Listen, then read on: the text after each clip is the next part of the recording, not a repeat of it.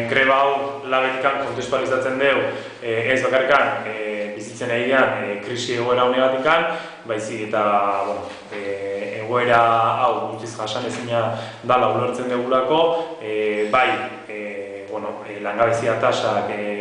izugarri dalako eta jendartea ere iritzen zaigulako guztiz nazkatua dagoela eta guztiz nekatua dagoela gaur egungo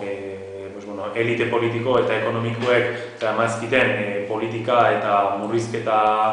guzti hauekin, eta batez ere guk kokatzen dugulako Euskal Herria marko propio bezala, eta horregatikan bai autodeterminazioa eta erabakitze eskubidea oinarrizkotzat jotzen ditugulako, eta honen harira, laben asmoa eta gunetikan egiten den apostua da Euskal Herriko eskubideen karta sozial bat egitea, eta hau izango litzake honetan greba hau izango litzake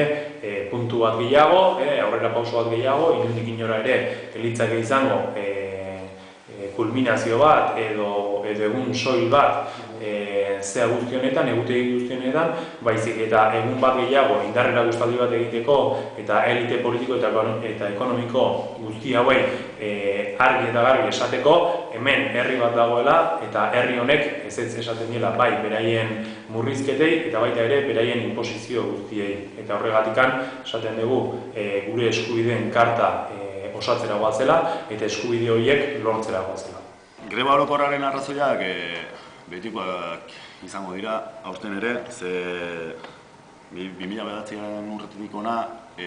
gauzak ez dira batera aldatu. Orduan genioen espaldin ziren politikak aldatzen, gauzak okertu egingo zirela. Eta zoritxarrez, arrazoi genuen orduan, ze gauzak ez dira batera hobetu. Arrazoiak jakinak dira, zerga politikak zuzenak ezartzeko dira, greba orokorraren oinarriak, aurrekontuetan gizartearen zerbitzura jartzea eskatzen diegu Urkullu jaunari eta baita Espainiako gobernuari, pentsioetako murrizketak ekiditeko nola egitea, gero soldategien jetxierai aurre egiteko, ze badirudi soldata jetxita krisia ezabatzen dela eta guztiz kontrakoa da, ze soldata jetxi ezkeo, nun gastaturik o zer gastaturik ez daukagu, beraz horrek ekonomia reala ez du bat ere bultzatzen. Eta nola baita patronala eta lobby ekonomikoari edo aurre egiteko.